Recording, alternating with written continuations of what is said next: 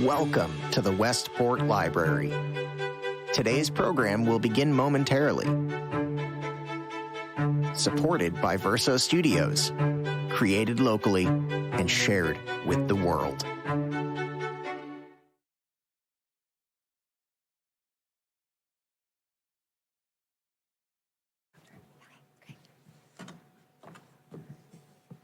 Landon. So first and foremost, we want to thank Landon for coming all the way from the West Coast and coming to Westport, Connecticut tonight to be here for the film screening of Go On, and really just sharing it with this community and the community that Lauren and I live in and that we love. It's really, truly an honor to have you. We also would like to really quickly thank our co-sponsors for tonight. We have the Westport Library, obviously. We have the Delamar Westport for their generous hospitality. And we have the Clubhouse Westport for their incredible food and drinks and their shared love of golf with Landon. So Lauren and I are the co-founders of NeuroMind Services. We are a mental health and wellness practice that supports neurodivergent individuals and their families through therapy, counseling, coaching, and support groups. And we also create guides and events like this that are designed to bring the community together around meaningful discussions and resources. We've left some business cards on the table as well as an email form if you'd like to connect with us or learn more after the event. And Landon, just thank you again so much for being here with us tonight. Sorry. Hello. Thank you so much for being here. We're just so excited to share your movie with everyone and learn more about you and your personal story after we watch the film. This movie has already received so much incredible recognition. It's been nominated for Best Picture with Soho Film Festival, Albuquerque Film Festival. It won 2025 Best U.S. Film at the Catalina Film Festival, and technically, it did win Twin Cities. It did. Technically. It did technically win Twin Cities. Before we roll the film, we just want to hear a little context, the story behind why you made the film for the audience. Yeah, I'd be honored. Thanks. No one said doctor, but that's fine. Oh, No. he's a doctor. Dr. Landon Ashworth. Thank you for that pejorative introduction. Go On. I put my entire soul into it. I have a very young cousin that was struggling with mental health. He was on the spectrum too. I'm on the spectrum. That's probably why I'm making terrible eye contact, and I apologize. My dad would scream at me. He was on the spectrum, and he was going through a very, very, very, very, very difficult time in his life. And, you know, the crazy thing is when he was going through that really hard time was kind of convenient because I was visiting his family in Austin at the time, and I encouraged him to come try to just have as much fun with me for a week as possible. And I knew that he wouldn't say yes, but he ended up saying yes. And then he came out and stayed at my house for a week, and all I did was just have fun with him, just let him be a kid, because it was tough for him to be a kid. And we had the most amazing experience ever, where he finally had somebody that was on the spectrum to speak to him like he had never been spoken to, like an equal, a compatriot in our neurospiciness. And then a couple days later, he took his own life after he had gotten back home. So one of the things that he said to me was he really wanted to be famous, and he looked up to me because to him I was famous, and I thought that was crazy. And I told him before he left, one day I'm gonna make you famous, bud.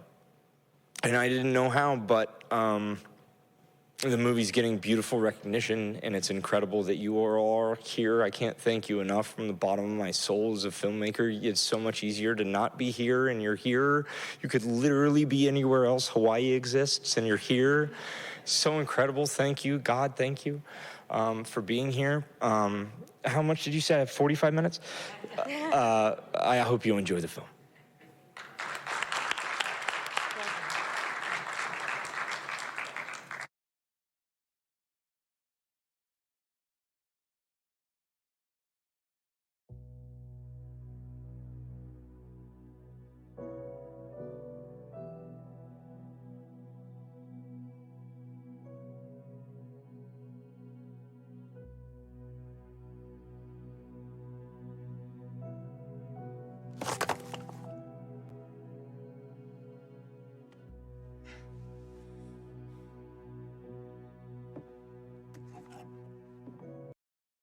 Some questions. Yeah, go ahead. You sit in the middle. Okay. All right. Hi, everyone. Hi. Get it.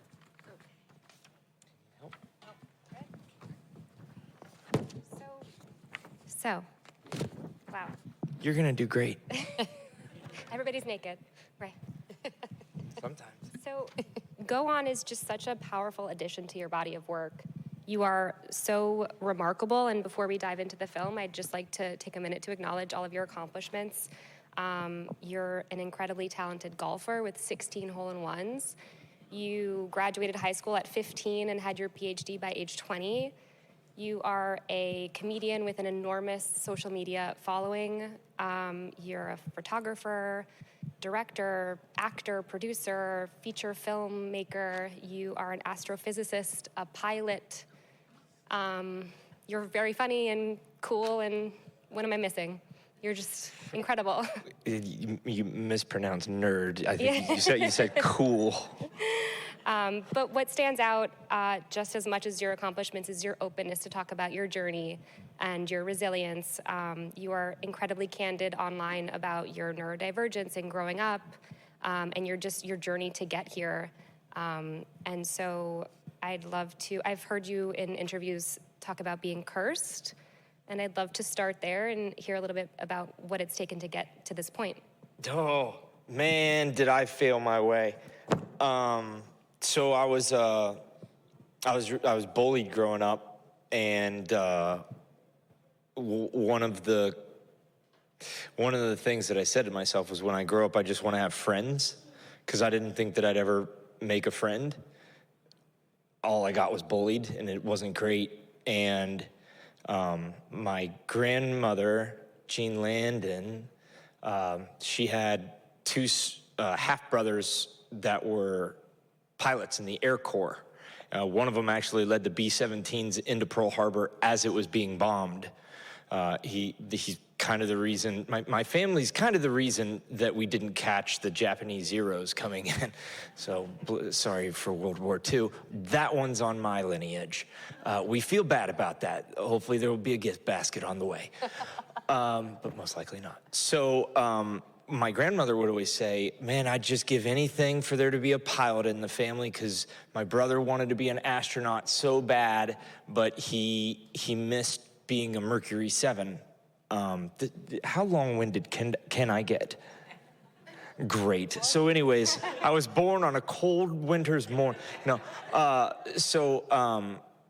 wanted to be an astronaut, because that was, if you were an astronaut, you had friends. But being autistic, the tricky thing about that is a 9-year-old says that and grows up. I said that and I never grew up. So I was hell-bent on becoming an astronaut. So I never told anybody, because I didn't want to get bullied for it, because you can't say you want to be an astronaut past the age of like 12. I found out was the cutoff point that I got bullied for it. So I stopped telling people. I didn't even tell my parents. That's how much I hid it. And so I became a test pilot. I was a test pilot for NOAA, National Oceanic and Atmospheric Administration, flying whale protection missions. And then I started flying for SpaceX, flying their chase planes as they were landing their rockets on the barges in the ocean or Gulf or wherever they were doing it. And then they changed their hiring requirements. NASA decided they were only going to hire military test pilots, not civilian pilots.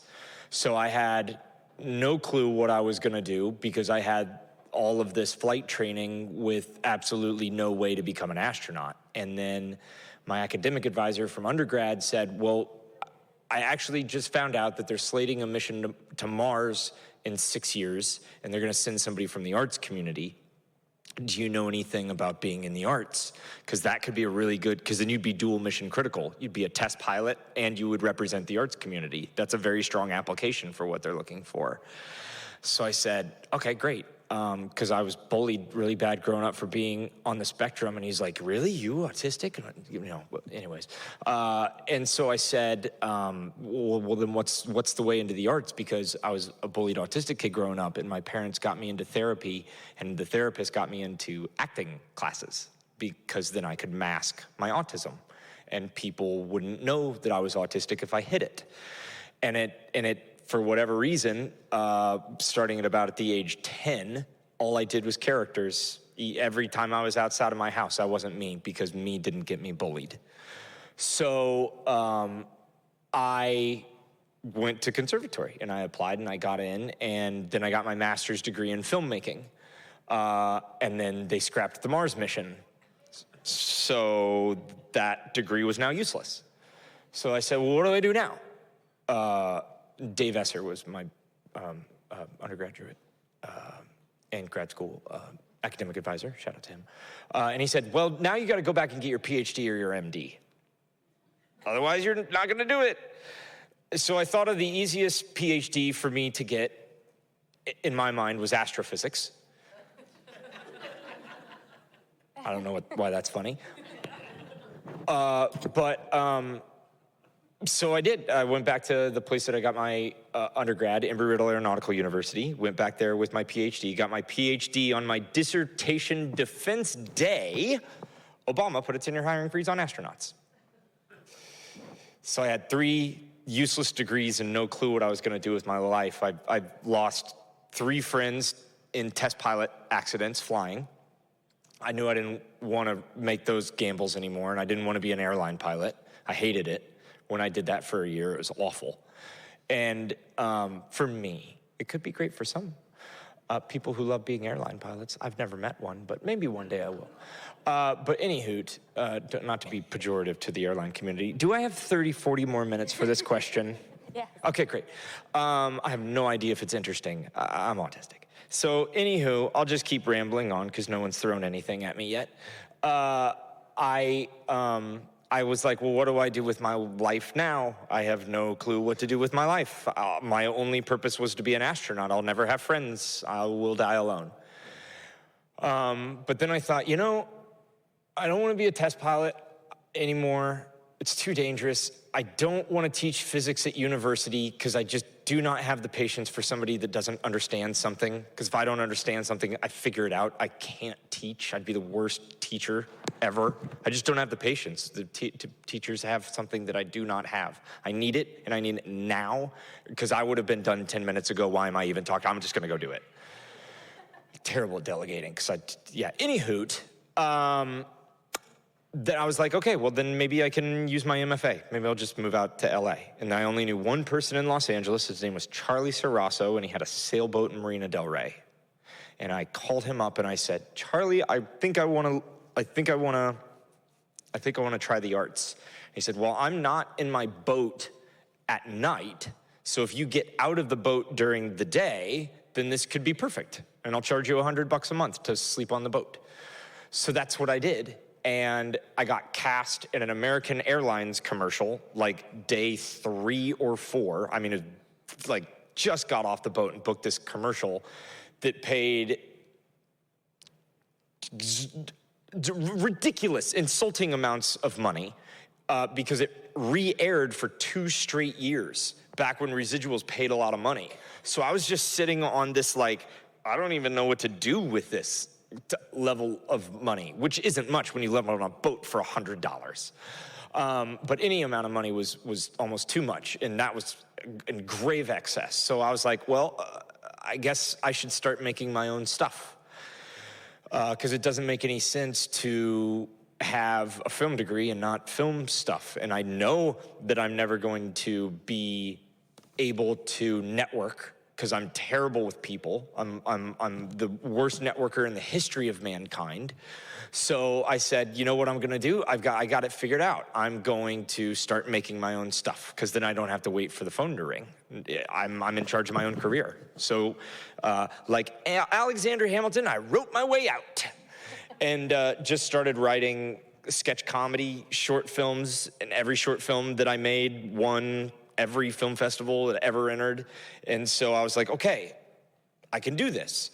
Then I started making spec commercials, and that got me hired to direct big commercials and like $1 million 30-second spots. just outworking everybody every second of the day, making comedy sketches in my free time just to stay sharp and relevant and focused. And then I was in the middle of trying to determine whether or not I even wanted to be in this career anymore, because I didn't have, I had maximized whatever I was going to accomplish. I forgot the original question, but we're doing great. I had maximized whatever I was ever going to accomplish in my life by myself. I could go no further by myself. I would just keep doing the exact same things over and over and over and over and over. I would make a short film, win film festivals, nothing. I would write an award-winning script, win the biggest film festival for writing, nothing. And I was like, I can't do it alone. My voice cries out in the wind, and it gets engulfed by the wind due to residential frequency pressures, and I'm gone. So I said to myself, all right, I've got to do something big, or I've got to give up. And Austin, going to my cousin's house in Austin, was the week where I decided whether or not I was going to even stay in the industry. And that's when I grew close with my cousin Landon. His name's Landon. And I was like, dude, I'm in a weird spot in my life, and I think that we could cheer each other up. Because he was he's just literally the most brilliant person I've ever met in my entire, insultingly brilliant. I had to work in school. He could sneeze out the Encyclopedia Britannica. It was insulting how smart he was. And his eyes. So he came out 2 weeks later. Little freaking asshole took his own life a couple of days after he got back to Austin. And then I went to his funeral, and the day I came back, I woke up at 3 a.m., couldn't sleep, true guilt, the worst guilt imaginable. Well, it couldn't be any worse than a parent, but I feel it was pretty close. And I just went outside with my laptop in the middle of the night and wrote exterior forest day, and just sat there for maybe 30 seconds and said, I'm gonna write a movie. And for 36 straight hours, I wrote, go on. I never stopped, didn't eat. Well, I think somebody brought me food, because they're like, have you been out here for like 17 hours? Have you eaten anything? Have you used the restroom? I peed in a bush that was right next to me, truth be told, and to be very honest. And I wrote this movie in 36 hours, and that's the movie you see here. I decided I was gonna fundraise it, because I was never gonna be able to network my way into money. Asked followers on social media to help me out, and I raised $790,000 in 19 days. And 6 weeks later, I was on the side of that mountain filming Go On. So you asked me what I had for breakfast. Yeah, your name. Oh, toast. Amazing. Question 2. I'm going to give you question 2 for this one. So, as an autistic filmmaker and storyteller, you are bringing a perspective that still isn't widely represented in film. What do you most hope audiences will take away from Go On, especially those who may not share that lived experience? I was hoping that Go On would save at least one life. That was my hope, to make a film about the afterlife, death, and heaviness. I just wanted it to save one life for one life.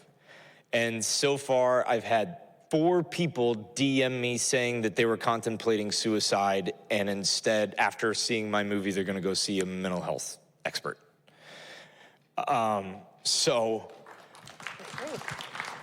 And then, that was just on Instagram. I don't know how many people have done it on TikTok, because I don't run my TikTok page. I shouldn't have said that out loud. But anywho, how many people aren't strong enough or don't want to talk about it or share something that vulnerable with somebody that it touched?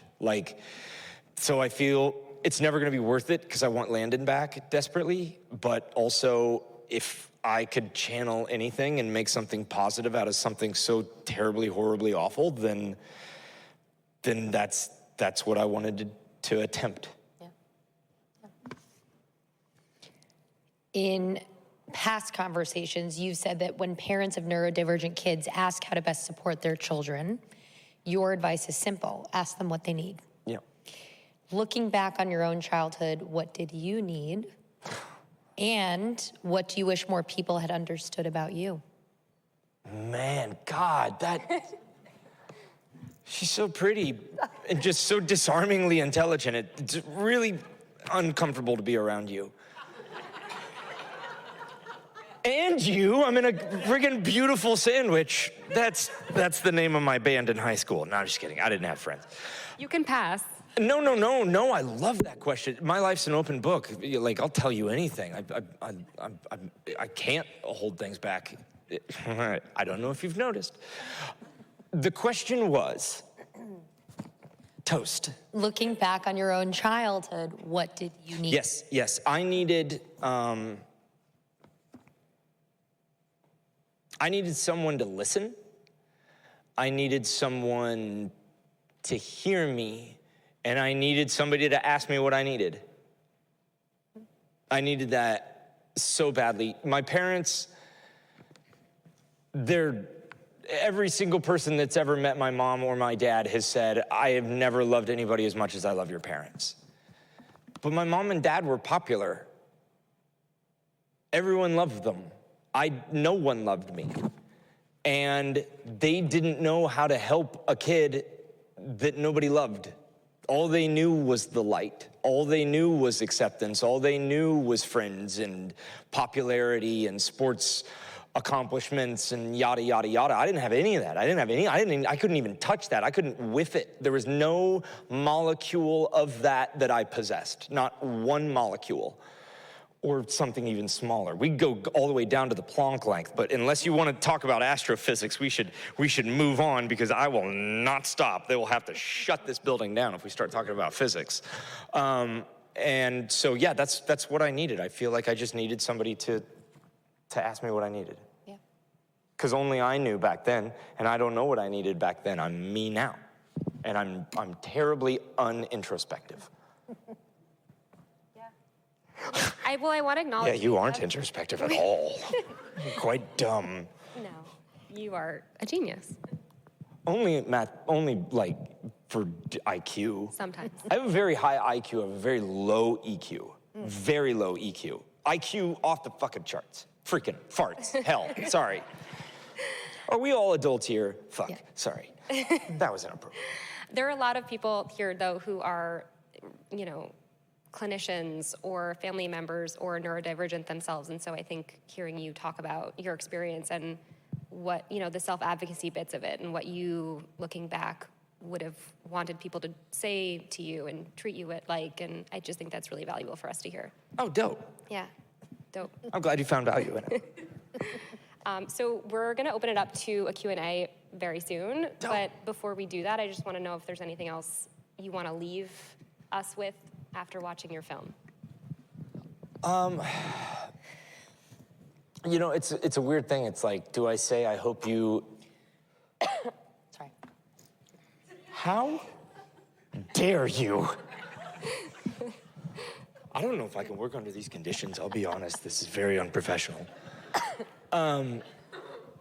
What were we talking about? You threw off my entire world. We're gonna open it up, so just want to give you a chance. Yes. So it's hard to put into words like saying, I hope you liked it, or I hope you got something out of it. I feel that's self-aggrandizing and kind of, begging the question. But I do hope that you enjoyed it. I know it's a tough movie. It's heavy. It's a thick steak with potatoes, or at least I hope maybe that's self-aggrandizing. But I wanted it to be heavy, and I wanted people to think, and I wanted people to ask questions, and I wanted people to come up with their why. I wanted everybody to come up with a why for why Jim and why Zach, because that's one of the big things that happened with Landon, and is he would never answer why. Why was the one question that he could not answer, and I asked him a million why questions, and he just said that over and over and over. Why is the one question I can't answer, bro? I can't answer why, man. Landon, why and me don't get along, bud. Do figure out your own why. Like, leave me alone. And that was the film. Did that make sense? I don't think that answer made any sense. 10 out of 10. No notes. No notes. It's perfect. So we're going to open it up now to the audience, if that's okay with you. My God, please. Hi, folks. If you have a question, if you could just come on over to the mic so we can catch you on our video. Thanks so much. Chelsea.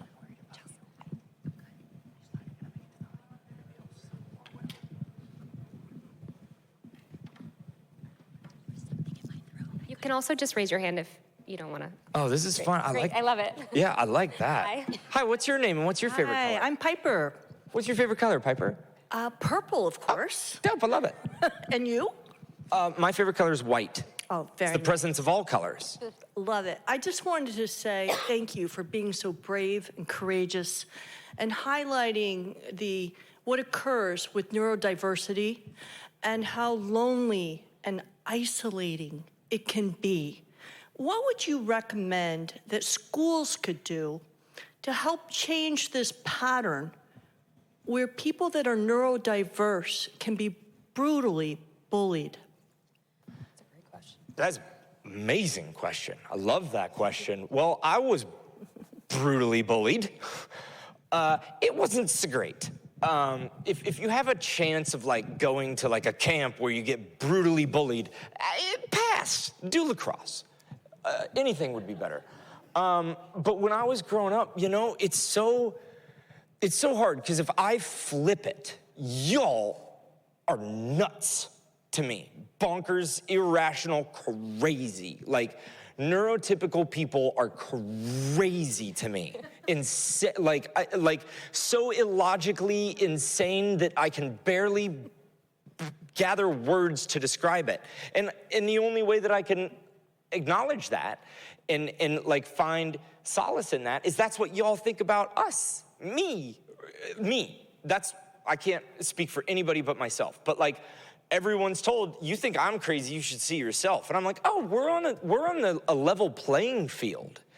And when I was growing up, I was the only neurodiverse kid that I know in my school. I grew up in a tiny cornfield in the middle of nowhere. So there wasn't anybody else like me. So there wasn't anything.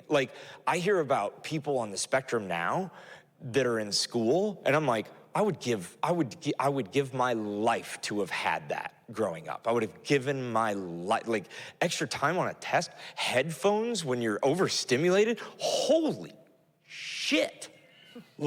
God. I need headphones just to hear myself talk, and I barely ever talk. But yeah, I would say that the things that I've heard that they're doing now, God, rock on, you lucky freaking kids. I would have given anything for that. Anything. What do you think? How would you solve the problem? I bet you're more educated on it than me. Simpose us. I don't think so. What I see is a lot of bullying and misunderstanding.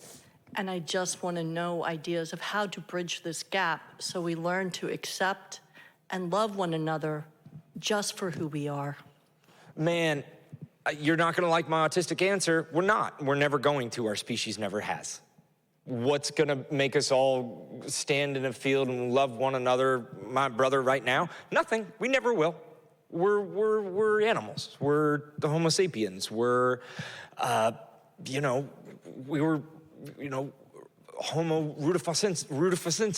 We were Homo neanderthalensis. We're animals. We have a group dynamic, but we single out the weak because that's what created the strongest opportunity for mating. Man, I'm sorry, this got very evolutionary heavy, but I'm autistic, and I'm just gonna say the truth as I see it. We're animals, and I don't think we'll always bully people. We'll always pick out the weak, because it's in our DNA. Oh. And it sucks it's in our DNA. And there are people probably like you that make a difference and help and bring people from the shadow and into the light. And those people are amazing, but they far outweigh the bad.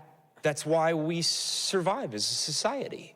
We wouldn't, oh, do we have to, you're about to cut me off. No, I want to chat about it. Oh, sorry. Do you feel like we're doing a good job with like normalizing everyone being different, and the movies and the TV shows that are out right now, and everyone talking about all of our different brains? And do you feel like it's helping? And is it around us enough? Especially speaking as an influencer who talks about being neurodivergent. Yeah, I'm not an influencer. I just have a large following. Sorry. God, I don't know, because it's a double-edged sword. Am I glad that the television show Reservation Dogs exists because of DEI, Native American Indian cultures? Would that show have ever been on the air without DEI? Probably not. Do I love Reservation Dogs? Shit, yeah, I do. Love it. Bring it on. Now, typically, roles for people like me, white,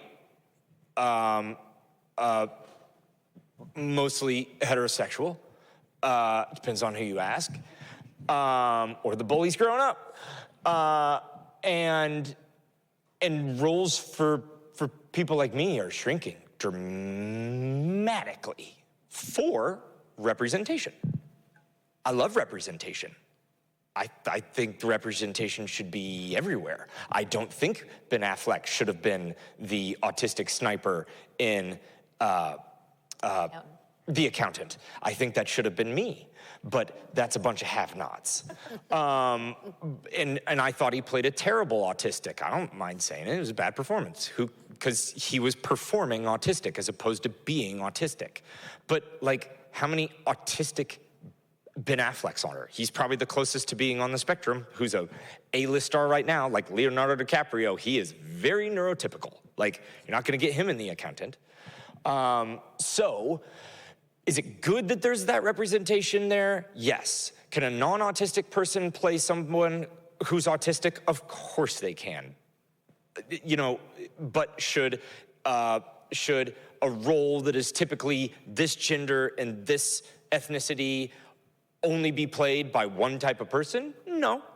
I would like more opportunities, but I love diversity as well. Like, look at my film. Like, Japanese woman, there's African-American man, it's all over my film because I believe in it. And only those talented performers could do those roles, and they're incredible. I have no idea what the question was. Should we do one more? Yeah, sure. Okay. Hi. I first wanted to say that I really enjoyed the film. I think you're a wonderful actor, and I hear you say that you don't advocate, or not advocate for yourself, but as far as networking or getting your film made and things like that. I noticed that there was your co-star from Mad Men. Yeah, Vincent Kartheiser. How did that happen? And I'll one more thing I wanted to say is that I'm a mother of an autistic child, and he's graduating from college on Saturday. Oh, dope! Yeah. What was his major? So his name is Zachary, and he grew up here, and we had our battles with bullying and the school system, but I think that Westport does a great job, and, What's Zach's major? He's graduating. Game design. Oh, dope! Yeah. Go, Zach! And he's going to go on to do his master's in communications and Of course he is. business. Zach's a hard hitter. That's awesome. Yeah, he's getting after it. So, yeah, Mad Men. Yeah. How'd that happen? Vincent was my next door neighbor in LA. He owned a house directly across from mine, and the very first day that I met him was at the height of his Mad Men popularity. Like, height. Hottest show on TV, and he ended up being my neighbor. And he was the first celebrity that ever befriended me. And on the day that I met him, I told him, one day I'm gonna put you in a movie. And he remembered it because on our first day on set, he had a little note for me that said, "You're the only one that meant it," which I thought was really cool. Nice. Because, you know, I meant it. Yeah.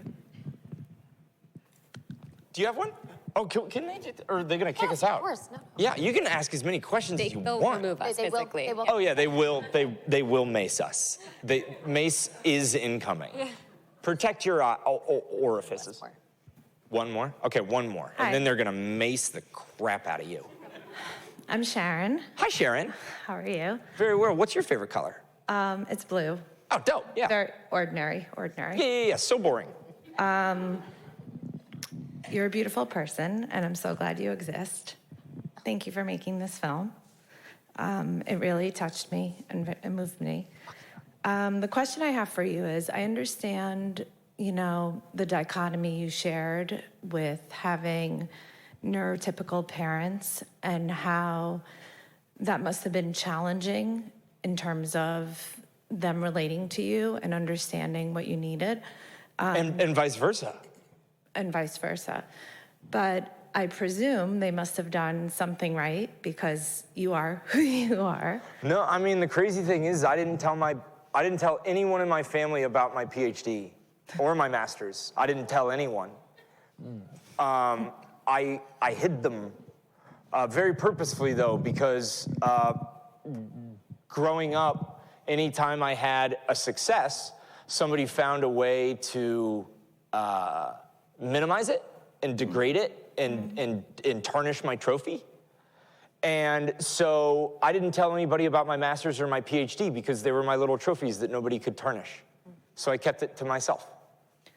But when you were younger and living at home, and I understand what you wish they had done in asking you what would have been helpful. Yeah. What did they do right? Oh, everything else, everything in the world. They were incredibly supportive. My mom always said, be the best that you can be. But like in the movie, you know, the result was to kill him with kindness. And like my character says, it ended up kind of killing me.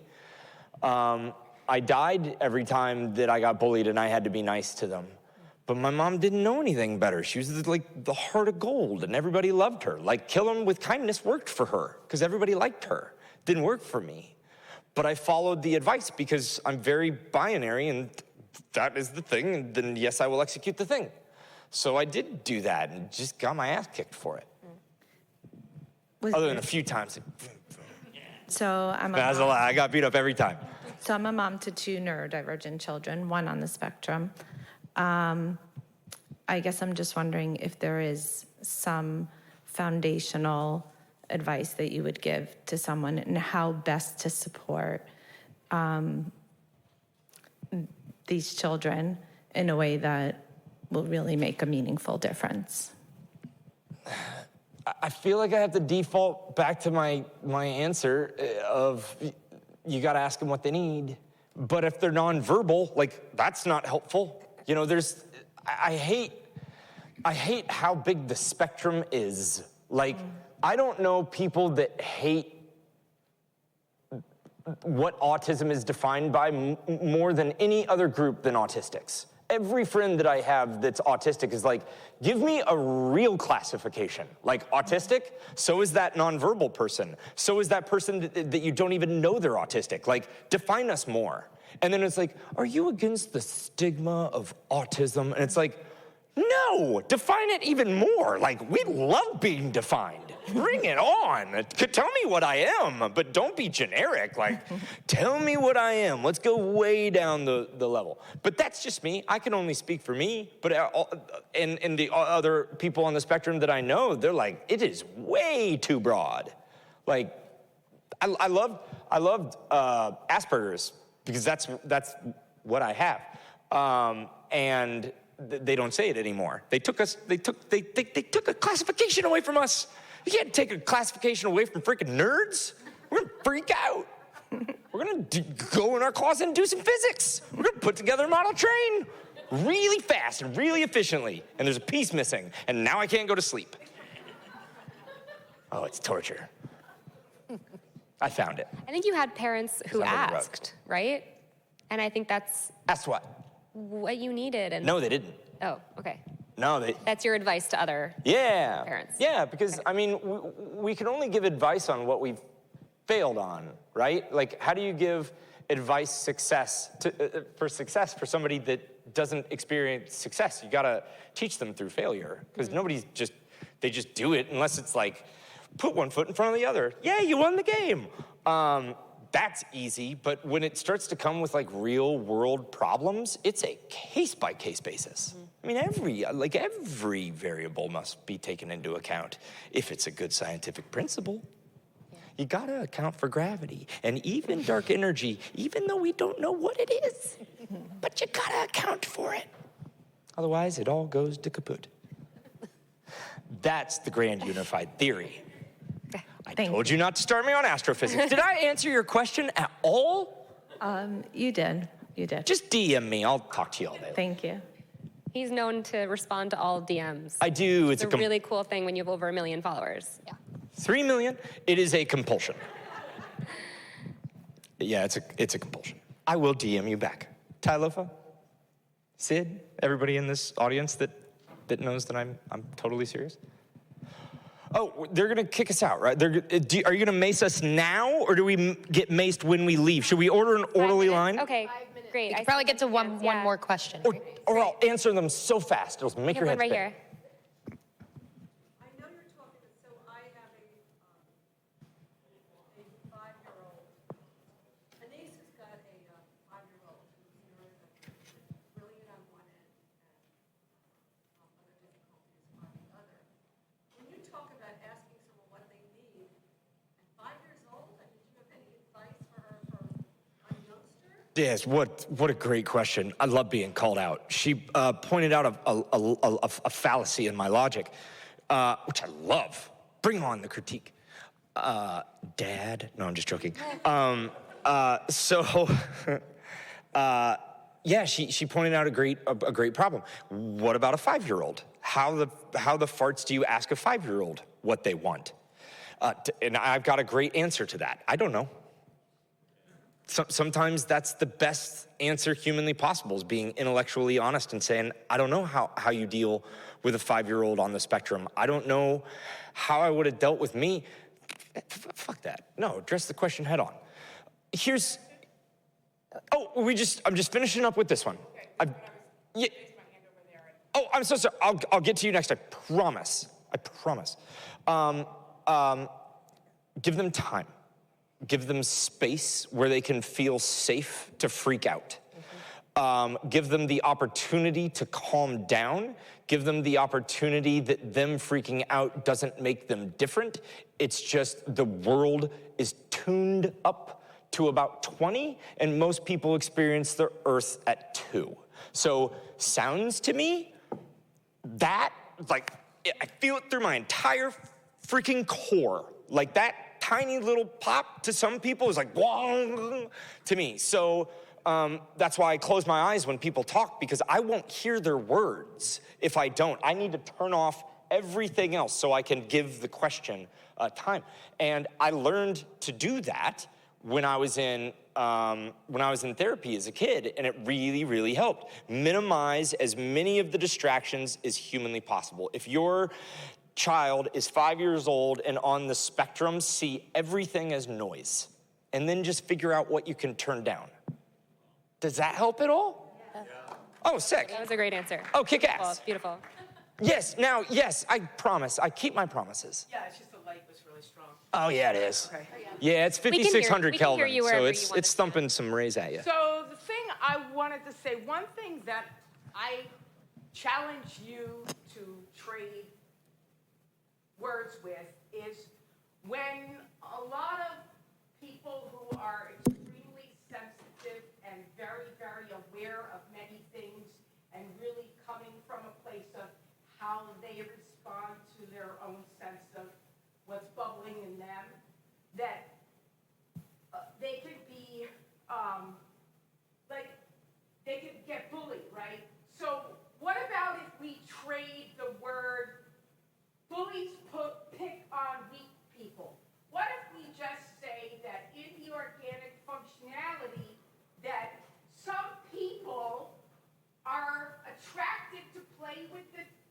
and triggers on a person that's hypersensitive. And that person is not necessarily weak, but we are trained to use the word that that person is weak, but maybe they're just sensitive, and that's the only person who's going to give them any counter attention. So they want to go where they're going to get a response. It's not about weakness, it's just that you're going to go to the tree with the fruit. 100%. Couldn't agree with you anymore. Yeah, you made a great point. 100%. I have nothing. Empowering for individuals to say, oh, they pick on me because I'm weak. And they keep telling myself, I'm weak, I'm weak, I'm weak. Yeah. What if they just say, I'm hypersensitive? What's that, news? So they pick on me. Who cares? Yeah, I mean, when you're getting picked on, you care. But I absolutely know what you're saying. I was being hyperbolic. Yeah, like, great perspective. I love perspective. Perspective is everything to me. Everything. So that's dope perspective. We end on a compliment. Thank you so much. This was amazing. I Anything really for you. appreciate it. Thank you for coming all the way from the West Coast and Oh, yeah. for sharing your story with us. Yeah. We're really And excited. genuinely, like I think we all hang on every word. You're very well-spoken, you're interesting, you're funny, and I really enjoyed this conversation and just hearing you talk. It was more of a diatribe than a conversation. I didn't let you talk back. Maybe next But thank time, you. but possibly Yeah. not. Yeah, of course. This was dope. Go And- NeuroMinds. And we'll DM you. Yes. so. Yeah, please DM me. I have to respond. And thank you for everything you guys' organization is doing. Let's give it up for these two and what they're you. trying to do for the We also have you guys neurodiverse community. Can you guys stand up if staff, just- Izzy, Olivia, this is our team. Yeah. All Part of here. our team. It's so much easier to do nothing, and you guys are doing something. We're trying to do really good work, and if you want to connect with us, we'll reach out. We have an email sign up, but also we're going to reach out through the library. So Yeah, I mean, there's, we'd love to chat about your family members and your experiences, and just connect with you. Yeah, it's awesome what you guys are doing for the people. And there's 100 people here. There's thousands and thousands and thousands watching the live stream. So, like, there's a lot of people in this room. Just some of them aren't in this room, but they're in the room. So, yeah, thank you for everything you're doing and when getting your message out. And go to NeuroMinds, check out their Instagram page. God bless you, beautiful, Thank you. beautiful women, beautiful woman sandwich. Thank you. Thank you. Thank you. Thanks, everyone. Thank you guys for. Hi, Vinny and I, they're right back there. Go grab a movie poster. us. We're framing it and putting it over. I really want one.